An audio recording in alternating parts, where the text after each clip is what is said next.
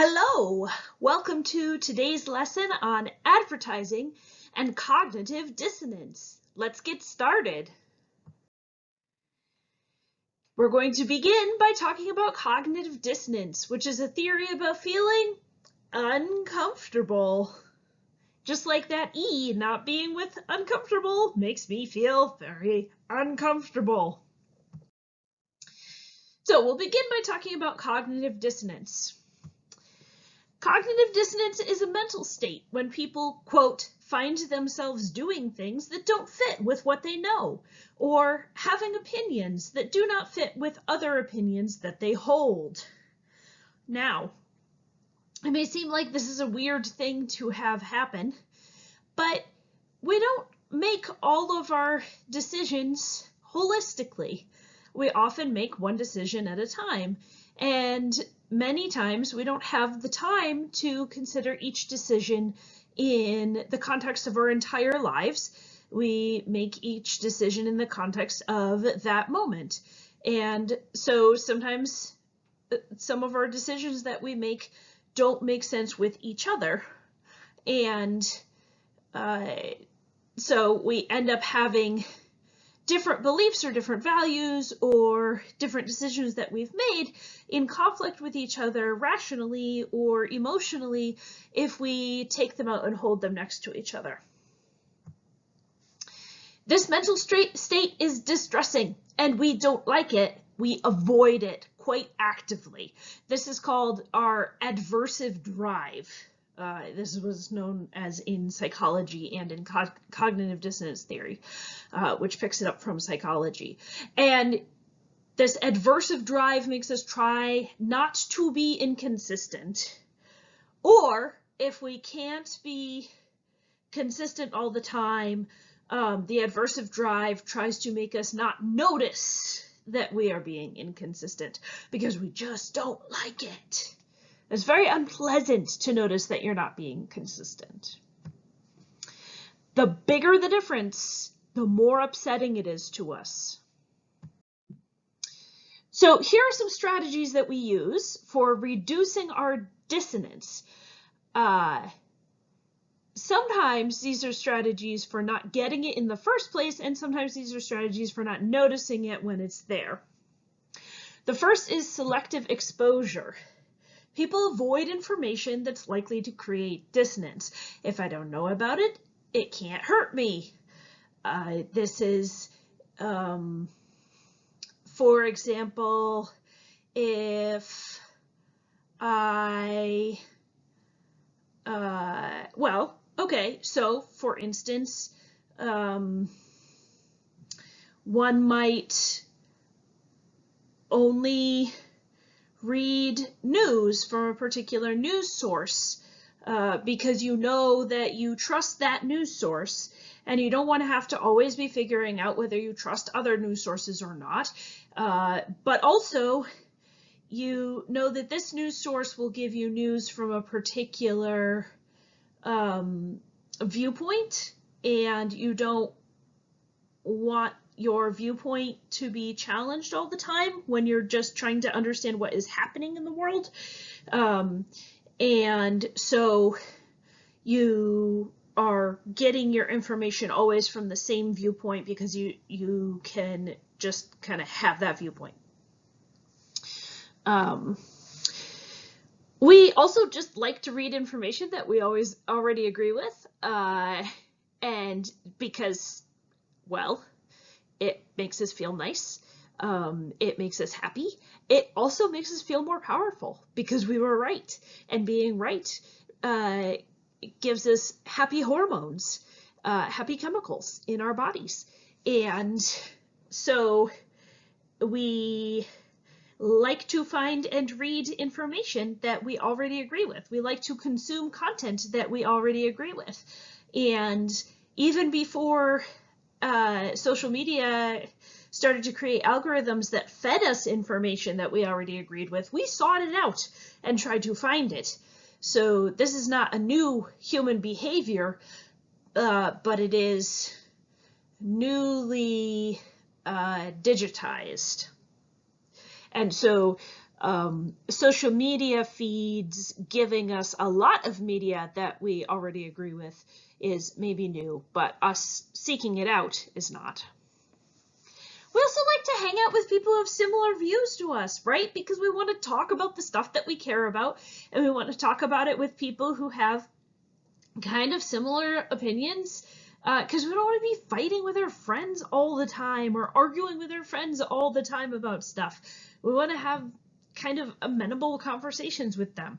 So we just kind of naturally gravitate toward people who are pretty similar to us, and therefore we tend to have our viewpoints reinforced. And the more that we do this, the more we start to think that the majority of people are like us and have similar viewpoints to us, and that's just how the world is.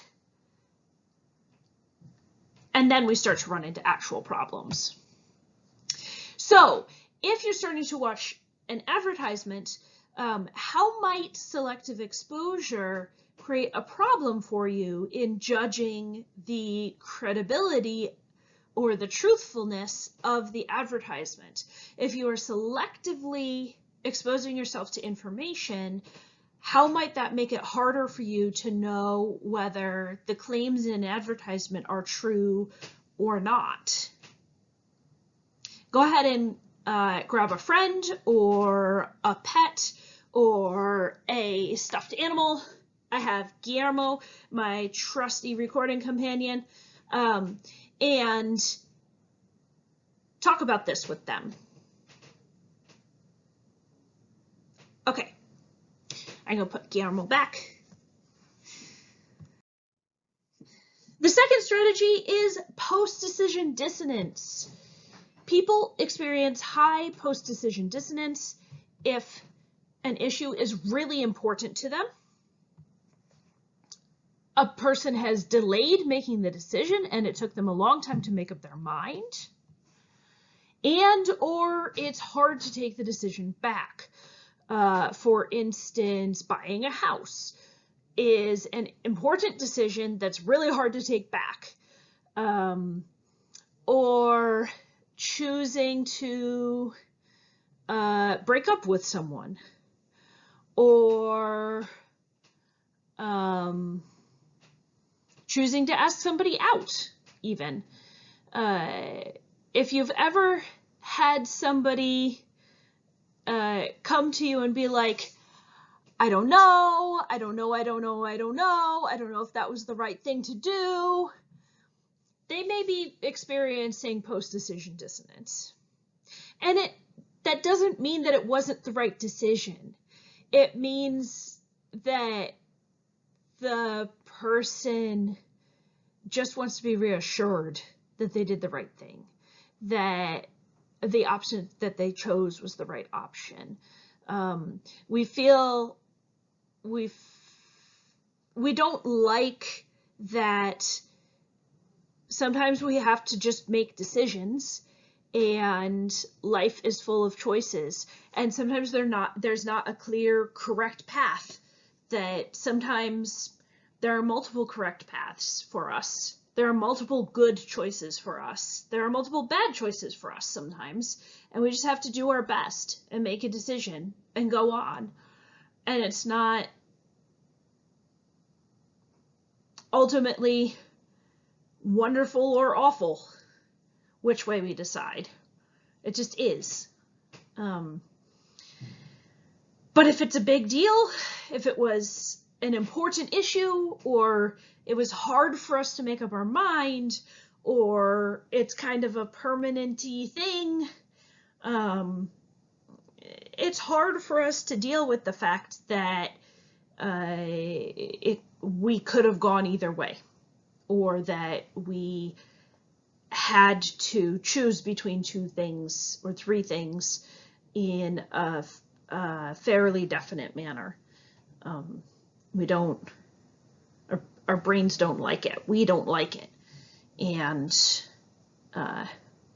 so we try to get reassurance from other people or find signs in some way, to get spiritual guidance that we have done the right thing, or advice from other people, or ways of guiding ourselves so that this doesn't happen to us, so that we have a way of saying, no, this was the reason that I made this decision this way.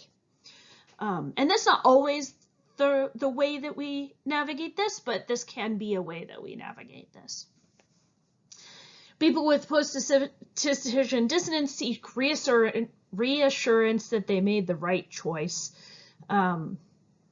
If your friend comes to you and says that they got asked out by 2 different people and they picked one and they now don't know if that was the right decision, probably just reassure them.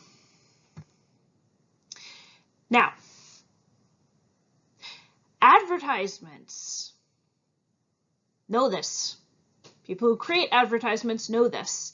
So how might this strategy that we use to tell ourselves that we made the right purchase or made the right decision in buying things, how might this strategy create problems when we're trying to judge our purchases or our responses to advertisements? If advertisements tell us the more money we spend, the happier and better people we are, how might post-decision dissonance and seeking reassurance for that interfere with our ability to judge advertisements and their credibility, their truthfulness? Go ahead and grab your Guillermo of choice and discuss this, and I'll see you on the next slide. Okay, we're up to 3, minimal justification. Here's how minimal justification works. When people do something just for the reward, they usually don't care about the thing for its own sake. And let me explain this. So researchers ran a series of experiments. And in these experiments, they had college students, poor college students, come in and do a task. And in some of the college students, they paid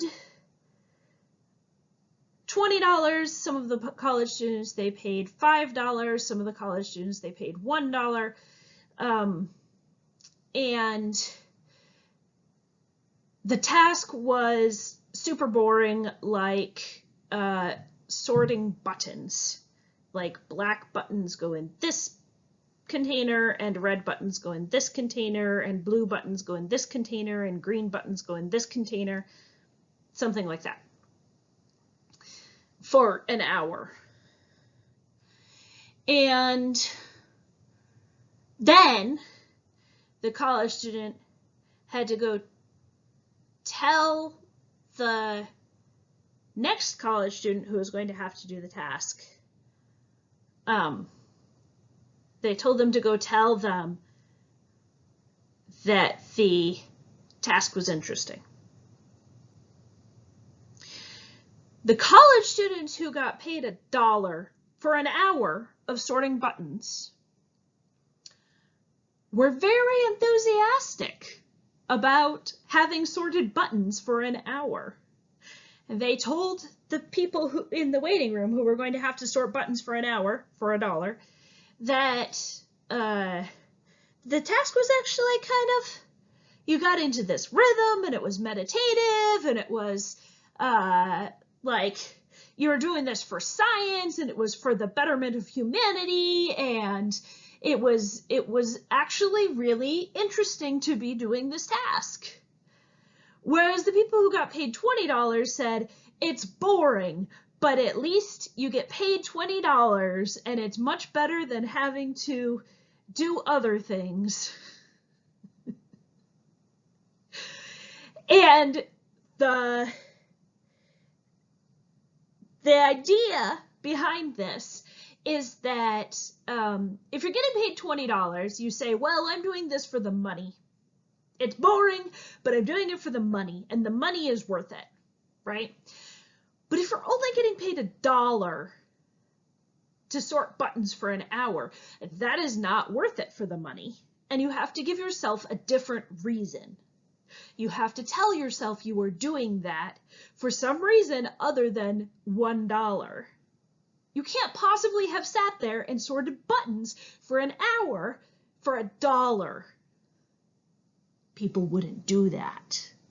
And so your brain makes up a reason, a good reason, a rational reason why you might have sat there and sorted buttons for an hour, because it wasn't for $1. You would do that for $20. You wouldn't do that for $1. And so you make up a reason. You don't know that you have done that. The students don't know that they have done it. In all of these studies, people say, no, I really enjoyed the task. I honestly did. I might take up button sorting as a hobby. It really helped me focus. I really enjoyed it. I gotta go get some buttons.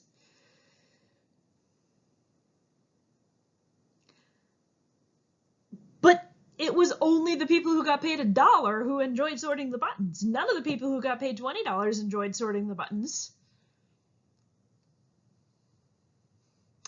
It is a thing that our brain does to make sense of our situations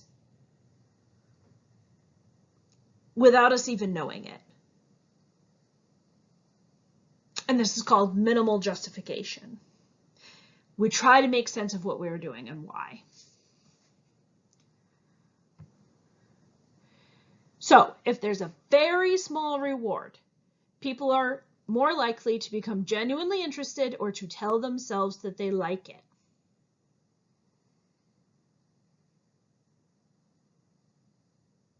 This is how community service works. We get invested in our communities. We're not getting any monetary reward out of this. We often don't get social capital out of it.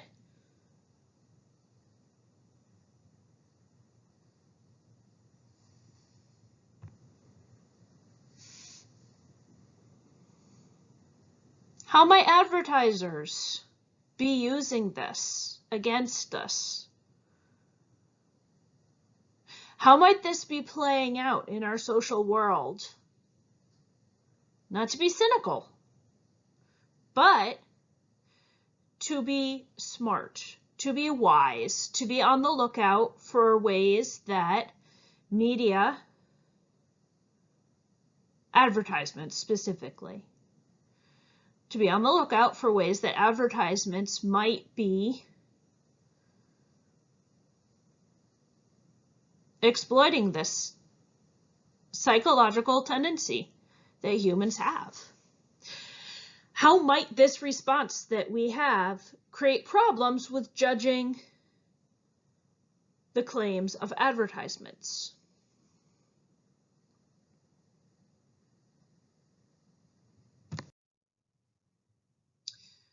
Okay, there are 3 responses that people have to dissonance.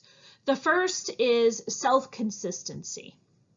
We rationalize our actions after the fact so that our behaviors and attitudes align. This is the button sorting thing, right? We say, oh, well, I like sorting buttons, so I enjoyed that, and that's why I did it, even though they only paid me $1. Or I care a lot about science and research, and so I did that, even though they only paid me $1. The more difficult something was, the more we believe it was worth it. I, in college, took a mountaineering course, and one of the things that we did in, well, the final exam in that course was we all went to the Adirondacks and climbed a mountain. And it was real hard. There was still snow on the mountain when we climbed it, and we went right as the park opened, the like, I think it was a state park we went to, and none of the trails had been reblazed yet, and so we weren't on an actual trail, so we just climbed a creek up the mountain, and once we got about 2/3 of the way up, we were walking through, we had to break through ice and snow, and we were very warm during most of the climb, but we got to the top and it was snowing up there, so we all got hypothermia, and we just did a 1-day up and back, high peak summit and back, and I remember being so exhausted. We got back down to the bottom. It took us 10 hours to summit and back. And by the time we got back down, somebody picked us up at the bottom and drove us to a steakhouse. And we sat down. We were completely covered in mud. I don't know why they drove us to a steakhouse. And we sat down, and before we even could order, we all had fallen asleep on the table. Like, we were exhausted. We were so tired. And I remember being completely miserable the whole time. And it was one of the most wonderful days of my life. Because that's how our brains work, right? We're like, yeah, I climbed a mountain. That was amazing. I climbed a mountain. I summited a high peak in the Adirondacks. The Adirondacks, not a real high mountain range, as the world goes. You know, it's not like it was Everest.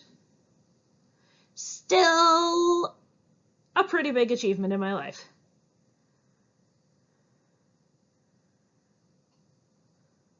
Real hard. Totally worth it.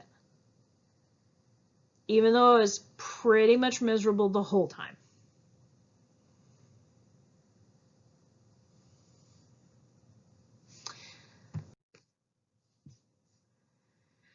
Personal responsibility. When we know that a thing that we did hurt somebody else, we have dissonance about it. None of us like to be people who hurt other people. In fact, liking to be someone who hurts somebody else is considered a psychological disorder. We consider that to be a sign of significant illness or disruption of how you should be existing in the world. Humans shouldn't be wanting other humans to be hurt. If someone acknowledges that they've hurt someone else, they pretty much always change their attitude so it doesn't happen again. But because it is so strong a drive in us that we don't want to be the kind of people who hurt others, that we don't want to hurt other people, very often we will not acknowledge that our actions have led to the harm of other people. So dissonance can often lead to not acknowledging harm because of this response, that people will say, well, I'm not the kind of person who would ever. I would never. And so if you get to personal responsibility, if people acknowledge that their actions have hurt other people, then they change. But often people won't acknowledge that their actions harm others because they don't. That's a very difficult thing to do, and they don't want to, or they just can't see it because that's such an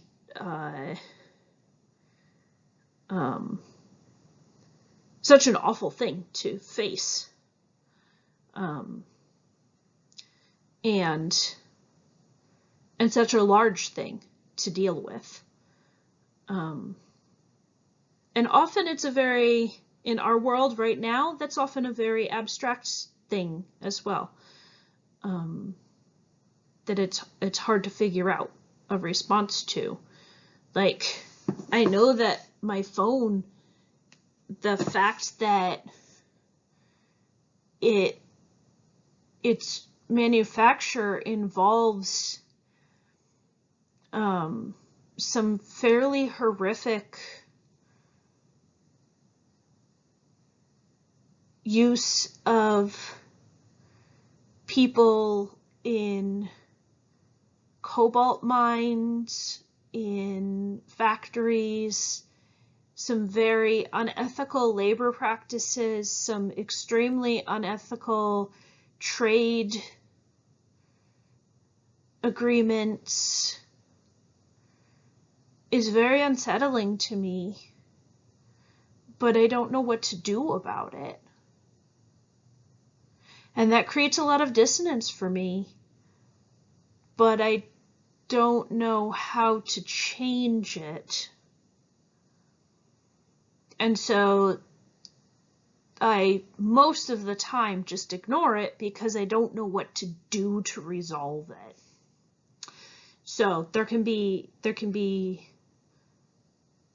personal responsibility can be very complicated in a kind of global economy.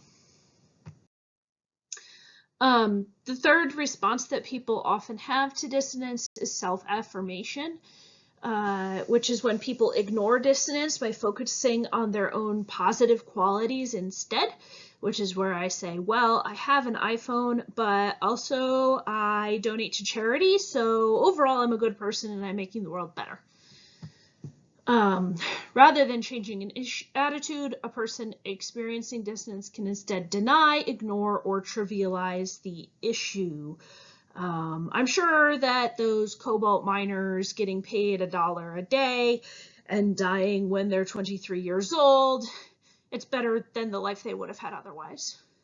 So overall, I'm helping.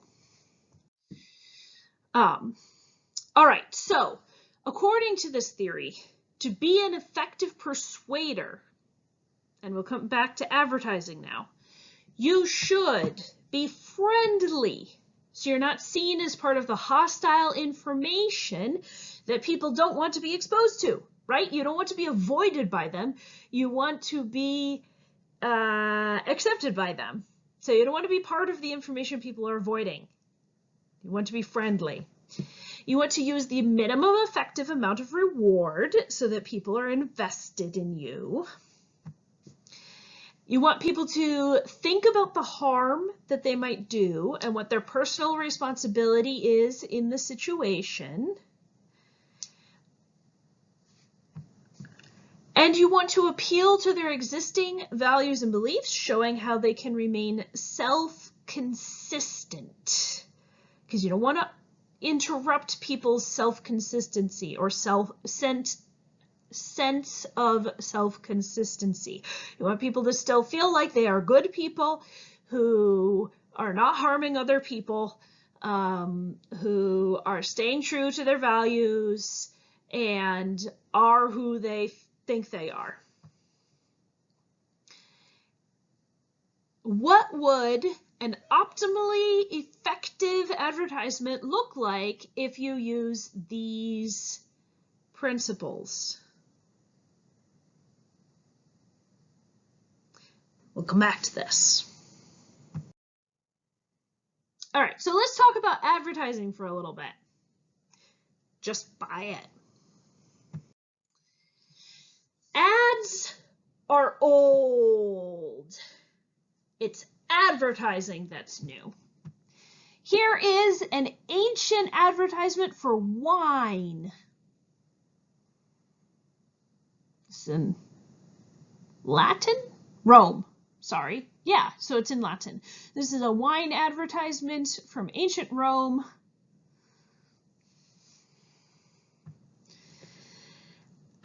We've had ads, we don't even know how long, but certainly as long as we've had writing, we find ads archaeologically. And then we start to have snake oil salesmen for sure, who are selling who knows what and saying whatever they want about it, because advertisement is not regulated necessarily.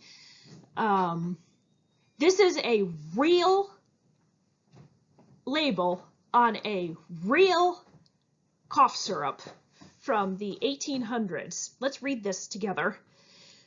I don't know if this would help COVID. It might. Each dose of this cough syrup, each ounce contains alcohol, cannabis, chloroform, and morphine. I bet that would stop you coughing. I have no idea what that would make you feel. Whoo-wee! You get, at about the turn of the century, in the 1900s, carnival barkers and P.T. Barnum, circus performers, who are perfecting the art of showmanship. Drawing people in, and this is, 1800s, late 1800s, into the very early 1900s, the end of the Victorian era. People are very interested in the occult. They're very interested in the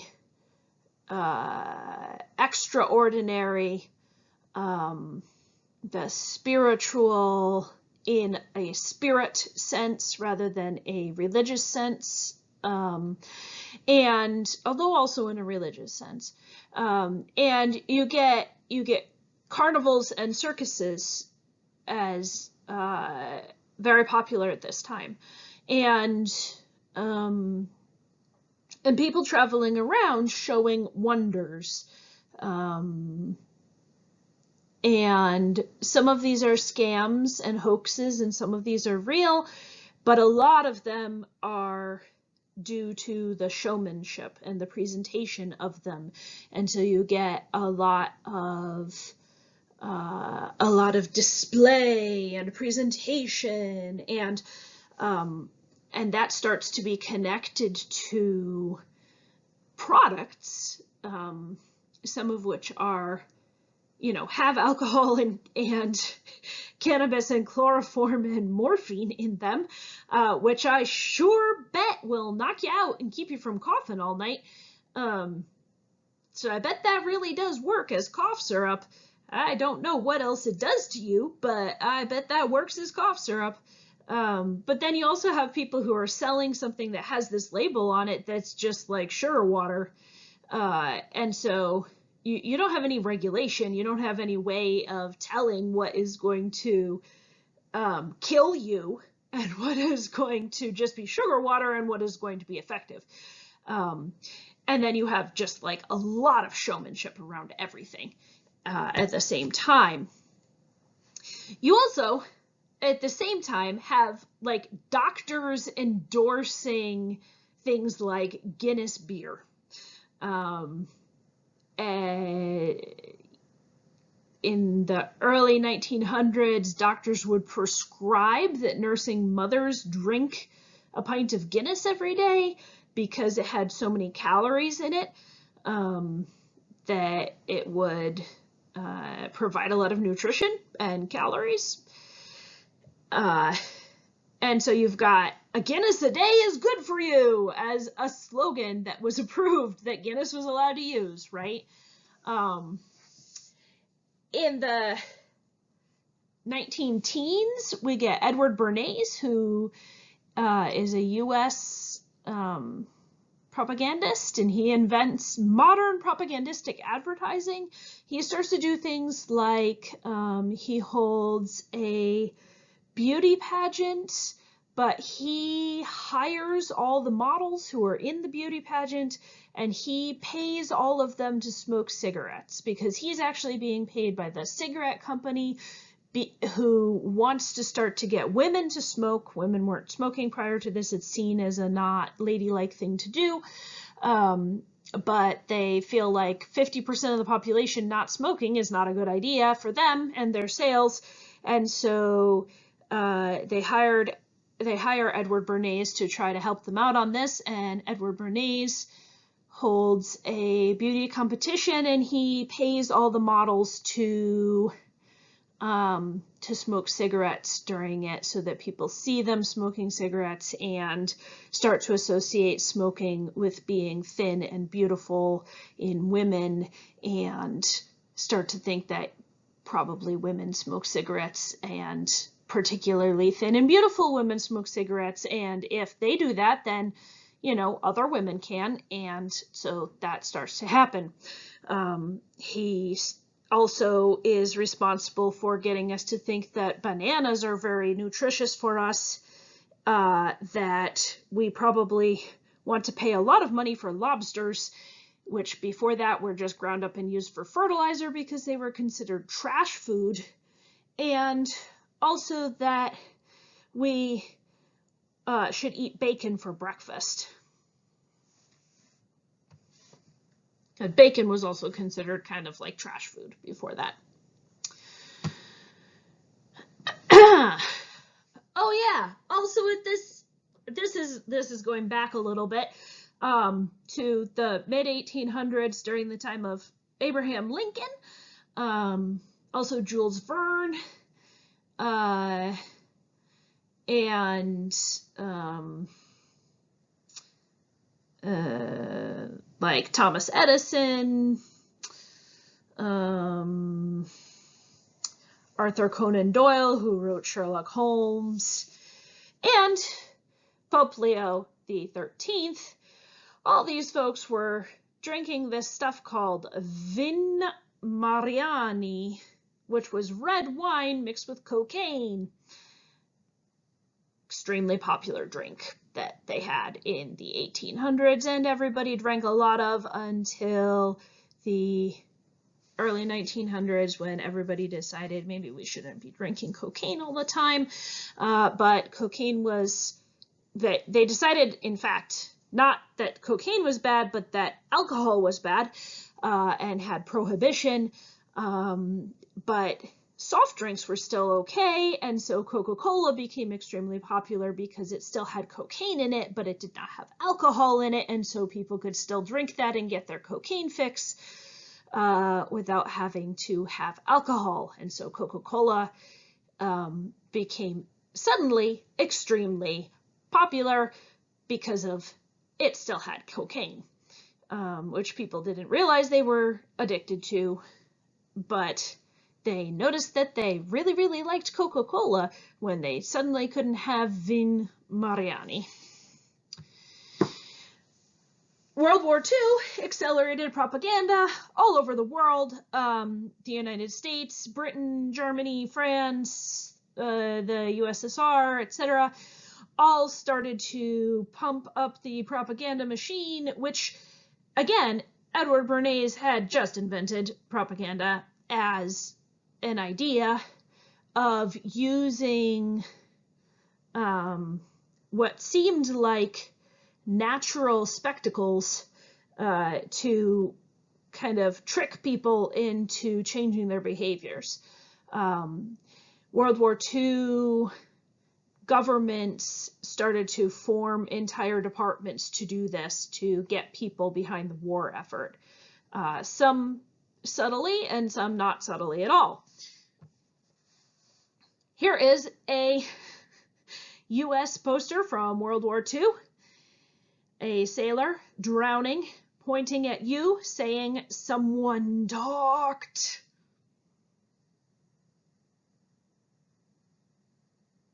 And is therefore responsible for this man's death.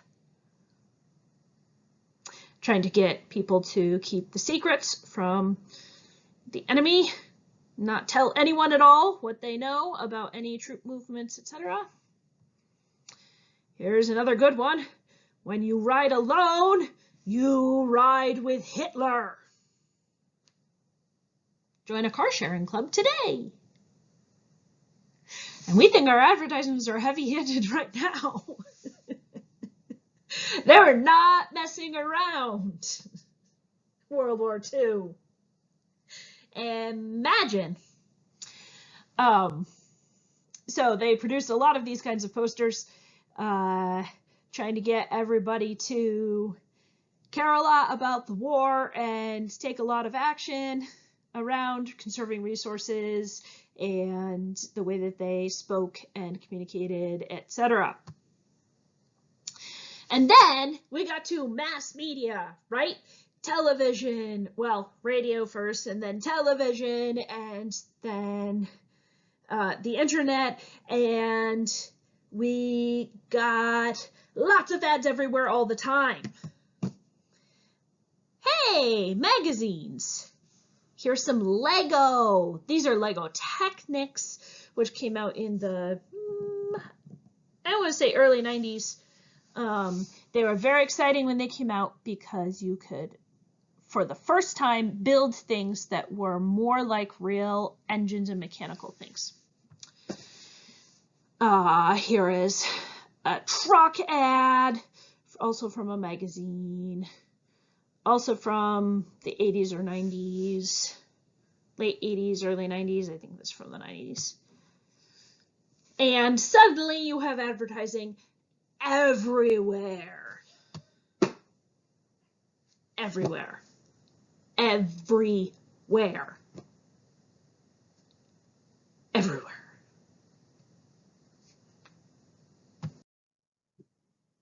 So let's talk about ads. Ads have some common features.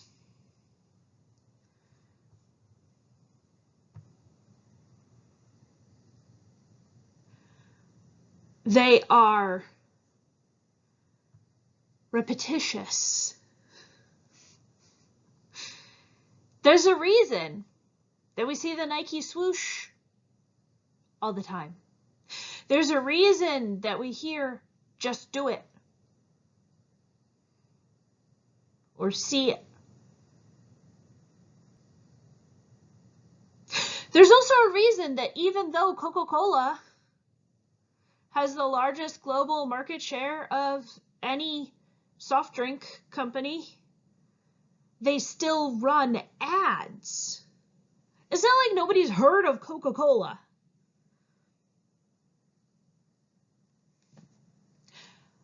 But if they stop running ads, we still know about them. But when they stop running ads, they start to lose revenue because people stop thinking about them. They have to be constantly creating that desire, that longing, that want, that need. They have to keep their product on that tip of our brain. Keep us thinking about it. Keep themselves relevant and important.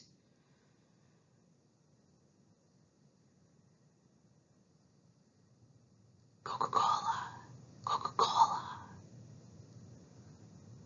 So, repetition. Style. Ads have this particular style. They are a genre, right? Well, they are an entire type of thing, and there are different genres of ads. And each genre has its own stylistic characteristics, and you have to follow the genre that you're in. And if you break it too far, then you get taken down because you didn't do the right kind of ad. They are everywhere. Ubiquity means everywhere, all over the place.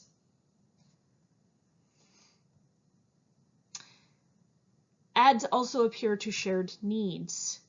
They appeal to things like our need for safety and reassurance and belonging, our need for comfort, and our need for